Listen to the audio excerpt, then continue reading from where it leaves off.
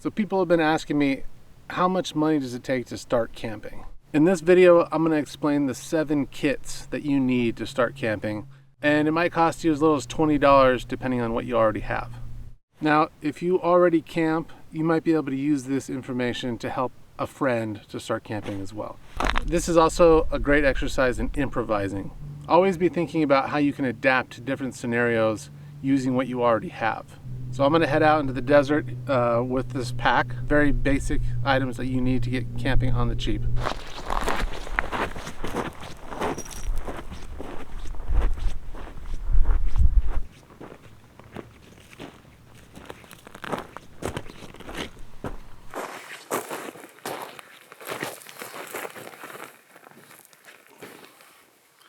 All right, here's my bag, and I'm going to break this down for you piece by piece.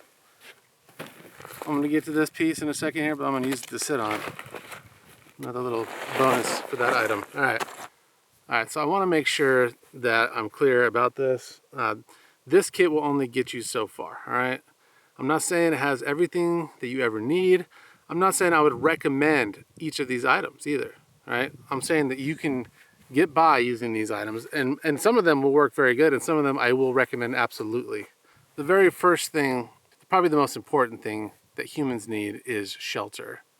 Before we starve, before we die of thirst, we can die of exposure very easily. So there are 3 things. And the rule is that you want to have something underneath you, you want to have something above you, and you want to be able to get into something.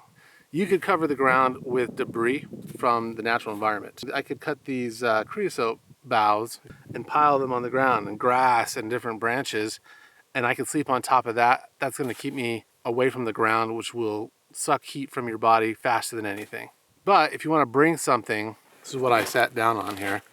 You might already have this in your car. All right, this is one of those windshield reflectors. This is essentially the same material that they use to make emergency or survival blankets, that they're called. The military uses them. You can actually buy a survival blanket for $20 or $30. You could use as a shelter that you could wrap around yourself. That's probably a better solution. But this, I mean, you might already have this in your vehicle or in your garage. Maybe it's in your mom's car, and you can swipe it for this first camp out that you're doing, right? So I think this one is 6 feet long. This will reflect your body heat back to you. So you probably saw this wrapped around my bag here. And I'll talk about the bag in a second here, but you don't even have to have the bag, okay?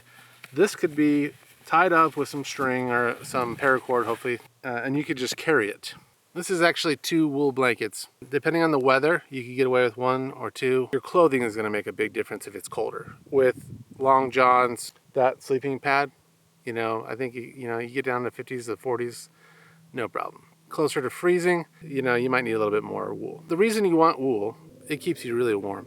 Our ancestors have been using wool for millennia, all right, and other animal furs as well. Usually natural materials are always going to be better. Cotton is a killer because when it gets wet, it does not retain heat. Having layers of clothing that are made of wool, but basically when wool gets wet, it retains most of its heat. So the wool blankets, you might already have a couple of wool blankets in your closet. I actually got these 2 wool blankets for probably $5 or $10 at Goodwill. So you go to a secondhand store, you go to a yard sale, you look at Facebook Marketplace or OfferUp, you can find wool. And you know, there's easy ways. Look on YouTube to see how you can clean it. Basically, you need something to protect yourself from the wind, and because wool doesn't necessarily, it breathes, you know what I mean? Like it's porous. So you want something that's going to protect you from the wind and from rain. And so the good old tarp that I've had in my garage for like 20 years, that I've used for all kinds of different things. These are versatile. They can be used for a lot of things. You know, it's not the best tarp in the world, but generally speaking, I've seen all kinds of people using these.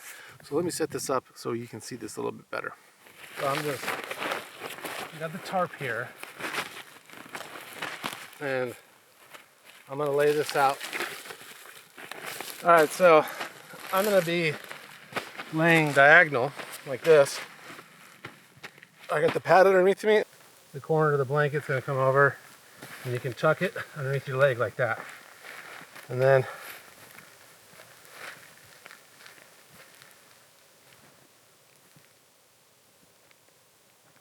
Bring that in, you tuck it underneath your legs, as well as this tightly.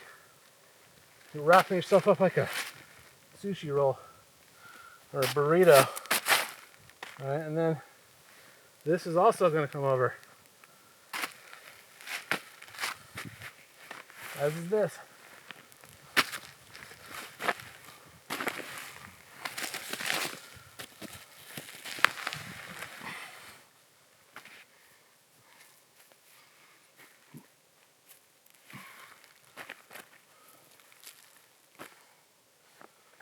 And then this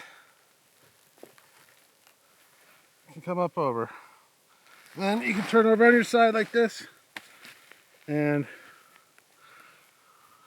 you're completely wrapped in the wool. I'd say for this, you might want to line yourself up on the edge of the tarp. Do this number, fold this over, and then you can bring this half of the tarp over. You could even tie these grommets over and do it more like a sleeping bag with this size.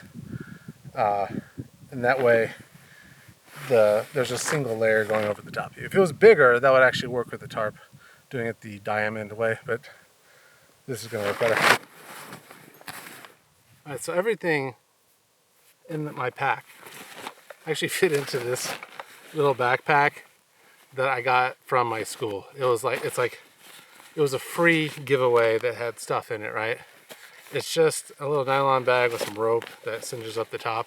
And I totally would not recommend this as a camping backpack, but it could be used to carry the supplies that you need to camp. So I'm throwing it out there because why not? Let's talk about what we might be able to use for a short period of time when we needed it. And if you're going out camping for the first time with some friends and you just want to put your stuff in something like this, and you already have it around, or maybe you even have like a JanSport or something a little bit better, you could go to a thrift store or a secondhand store, find a backpack for $5 too. That has a decent strap. The second kit that you need is a fire kit, because once again, it's staying warm. Getting cold, getting hypothermia, that's life-threatening. So having a fire not only can supply warmth to you, but it can also cook your food. So it's probably the second most important thing that you need. A Bic lighter, which is $1 or $2 or $3, I don't know, depending on which one. You get the small ones. They say that the Bic lighter is waterproof. So, just get a Bic lighter, and that's how you light your fire. Okay, obviously there's some skill that goes into that. This is just a little cheapo thing that has a ferro rod and it has magnesium, which is super. You can carve this off with a knife and then spark this, and that you can light that on fire. So I will put that on there as an option as well. But I mean, honestly, you better have one of these. And then if you have one of these little tea candles, you could, or a small candle of any kind, you could have this in your fire kit as well. And you could light the candle, if you had like a match or something, you could light this candle and it would stay lit. And then you could use it to try to catch a bigger fire, essentially.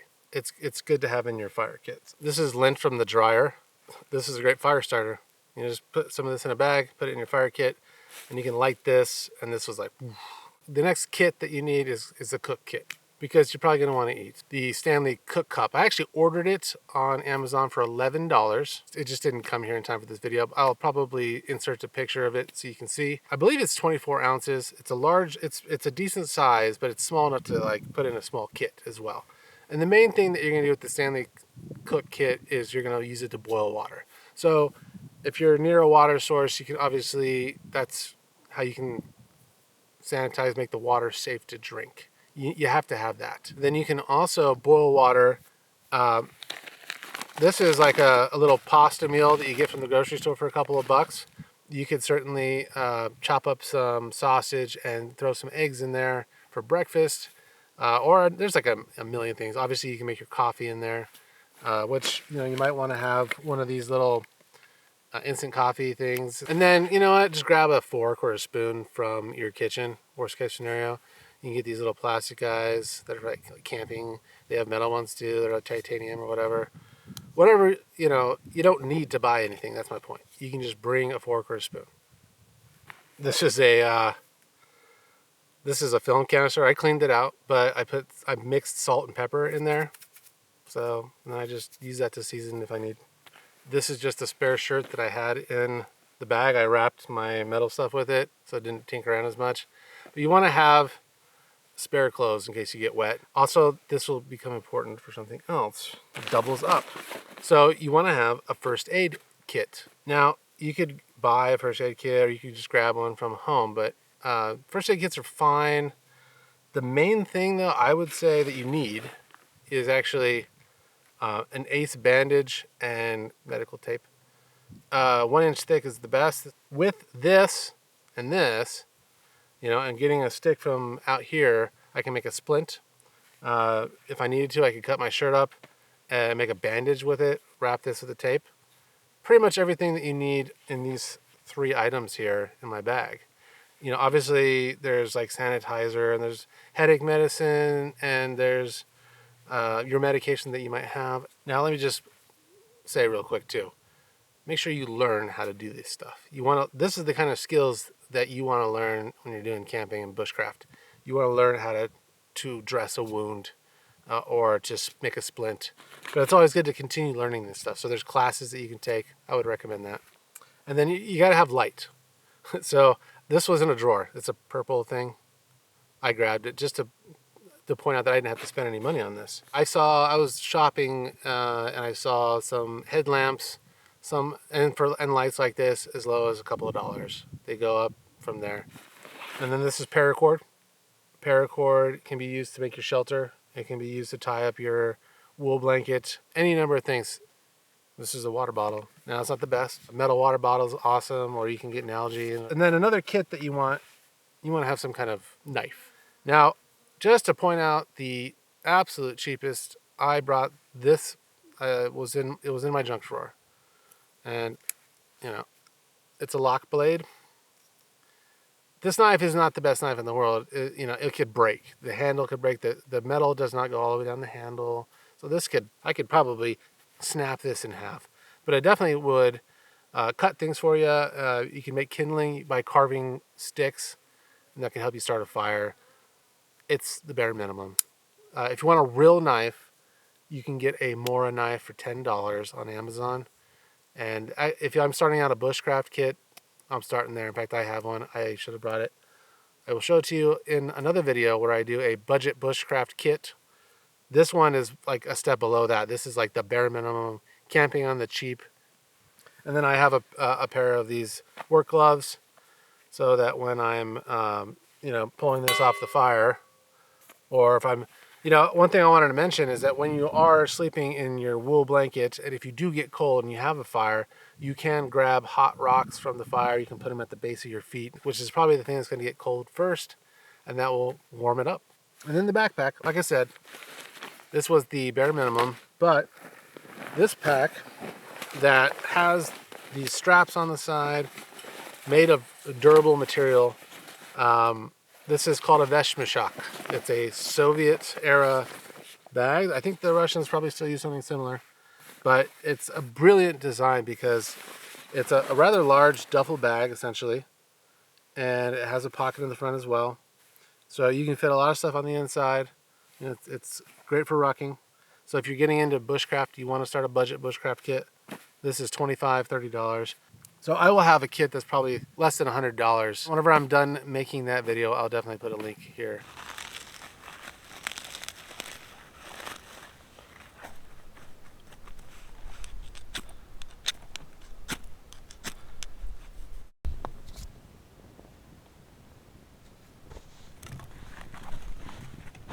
There you have it.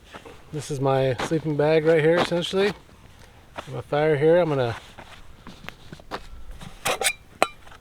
boil some water here in a second,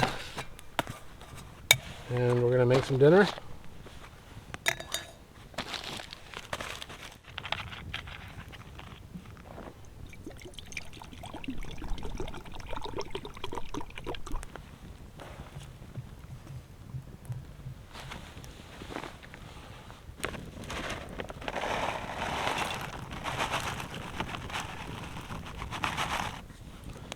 But put that lid on there for a few minutes.